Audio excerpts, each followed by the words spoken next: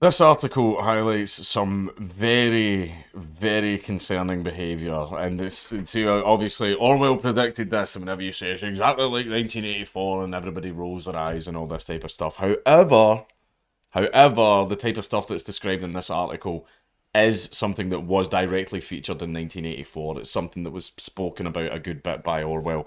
Parents shocked to find son's creepy list documenting peers' anti-woke behaviour, and that is something that did feature in the novel. And it was basically children were raised to know that the state mattered more than family.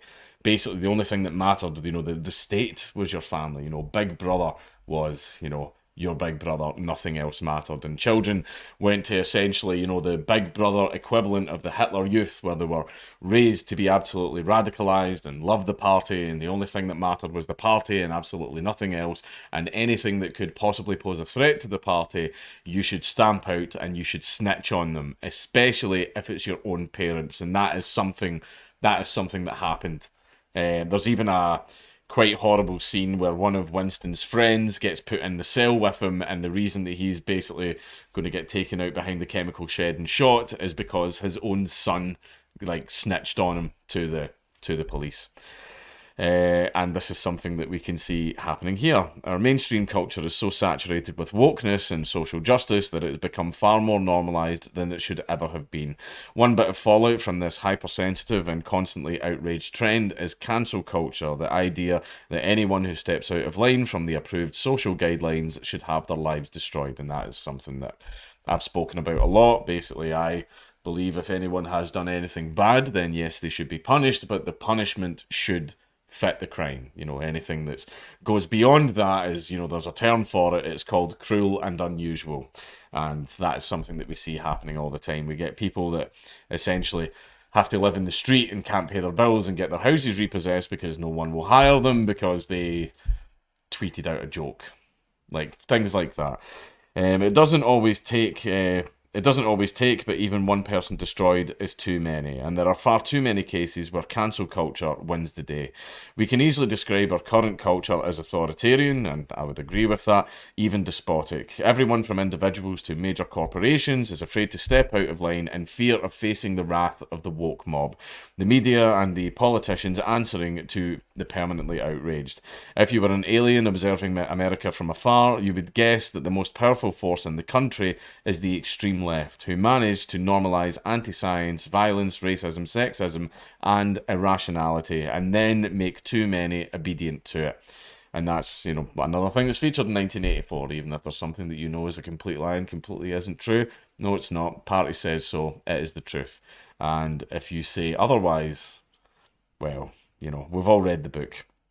Uh, while this has affected many, it's done a real number on Gen Zennials, the generation currently making their way into adulthood. So saturated with this woke mentality is this generation that many don't see its hypocrisy or evil in it. In fact, they too become zealous in their enforcement of it. While this may be a trend among the young, it is a tale as old as time. Using children to push extremist politics has been a strategy of despots and tyrants for ages. We can now see this happening in America, thanks to a concerned parent writing to an advice column at Slate. And that is something that was spoken about in the past. Basically, what a lot of people do when they have really piss poor ideologies that don't stand up to a lot of scrutiny is convincing adults who grew up in an age of freedom where they were able to, do stuff. Well, they're going to tell you to shove it up your arse. No, I like being free. I enjoy this. You can fuck off. They are a lot harder to convince.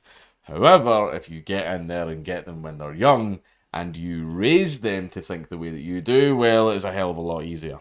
Right? If you basically raise children to go, this is the way things are, the government is God, essentially, that our ideology is God. Anybody that questions this ideology, they are the enemy. If you raise children into that, then basically that's it. You've got them essentially for life. See the method that Scientology uses. That is what these extremists do to children. It's what they do in Iran. They especially do it in North Korea. North Koreans are literally taught in primary school that they are the master race. They are the number one country on earth, and obviously God praise fucking fat boy Un. and all that stuff as well. And it is a technique that a lot of tyrannical regimes use because, if you can't convince adults of your ideology because your ideology is that shit, well, do the sneaky shit and instead radicalize children into it from an early age because it's so much easier than trying to convince people that your ideology actually works. The mother discovered an Excel spreadsheet on her 14-year-old son's laptop that had his classmates featured on it. Written next to the name were bits of data under dates, and this data was descriptions of non-woke behaviour and the times that they did it. My son, Jack, 14, has been maintaining a spreadsheet that tracks all of his classmates' problematic actions. Oh, what a good little soldier of the regime. Jack has always had difficulty fitting in, but he is a compassionate and intelligent boy. We do not allow our children to have their own computers to prevent the risk of them being radicalised by alt-right websites. So our kids share a laptop that we monitor and control access to. That's one thing that I would strongly advise, especially with things like online child predators. Monitor what your kids do online. Monitor what your kids do online. Oh, I've got a friend on Steam and we play games all the time. Oh, really? Who's that? Oh, it's Steve. He's 39. Why is a 39-year-old playing games with my 9-year-old son? Like, no. Watch what your kids do online. Right? That's one thing that I will say. Definitely watch what they do. My concern is mainly like child predation. Because I've watched a lot of Chris Hansen. And that watching so much Chris Hansen is what's made me so worried about that. We found an Excel spreadsheet in Jack's folder that listed the names of all of his classmates as well as dates and descriptions of their problematic behaviour. Some of the descriptions I saw include has a mom who is a cop. No pronouns in Insta bio, laughed at a fat joke, lists problematic show as one of their favourites, mimicked a foreign accent, and used cis-normative language. Jack denies to his obviously leftist parents that the list is actually his, and to her credit, the advice given is to recommend he delete the list to see if he's lying to them, and recommended enrolling him in therapy so a professional could help dissuade him from making these kind of lists, because I will say that is a very concerning behaviour. Interestingly, Jack's parents were closely monitoring his online activity in order to stop him from being radicalised to the right, but he ended up with a son radicalised to the left, because yes, radicalisation can come from absolutely anywhere, right? I realise that the focus and the pressure is right-wing radicalisation. Well, if you're only focused on one, then the others can slip through. Right, it's something that can happen, right? And it's not just from one location. There are many, many, many things that your kids can be radicalised into. Look, even veganism is something you can be radicalised into before you know they're fucking shooting up an abattoir.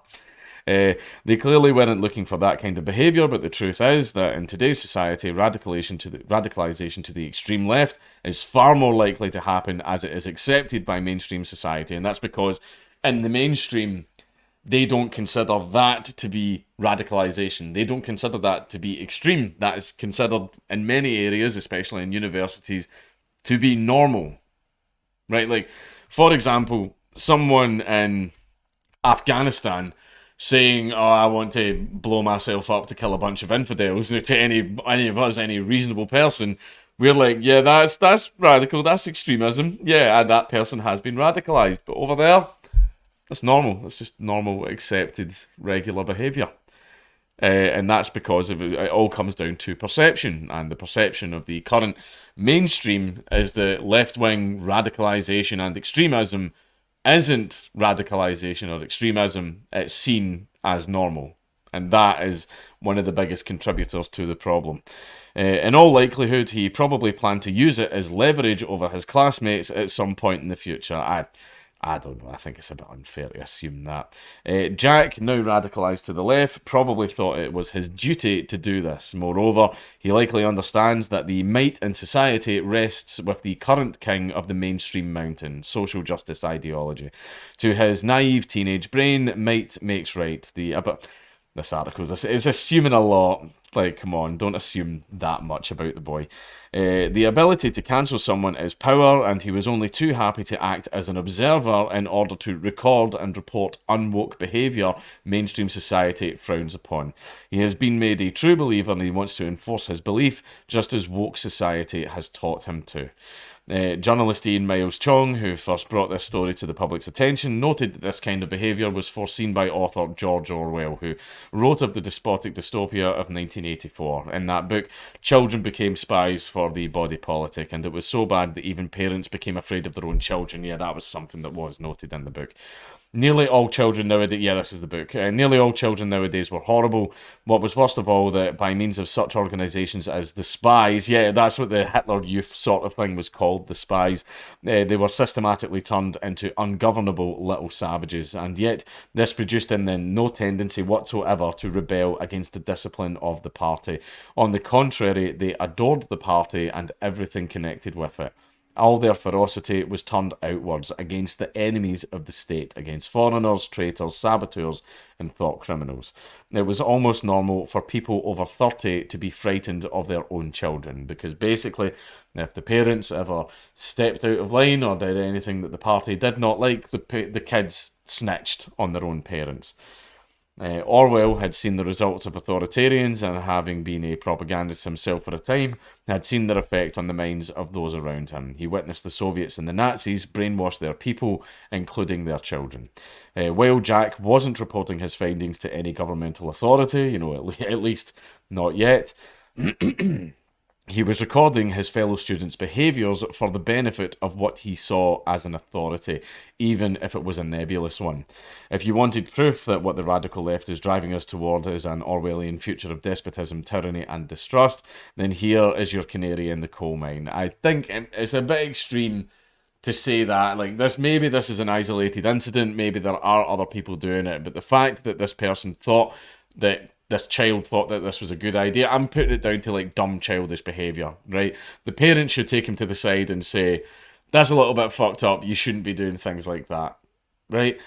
I don't know what the purpose of the list was for, only the kid who made it knows that, and I think it is unfair to assume, but, it's definitely something that the kid needs to have a chat with his parents about. However, one thing that I will say is, watch what your children are doing online. Radicalization can come from anywhere. It can come from anywhere. There are so many groups that young children, because a lot of people are looking for purpose, right? And in the age of the internet, when people can't even really go outside because of lockdowns and stuff like that, the propensity for it is higher. And I know the right wing, but it's not just the right. It's not just the right. It can come from anywhere. And if you're, while you're completely focusing on one, another one can slide in the door. Right, so watch what your children are doing online, not just for radicalization, but also child predators and other stuff, so that you can prevent bullshit like this happening and your child becoming a possible future informant for a despotic government.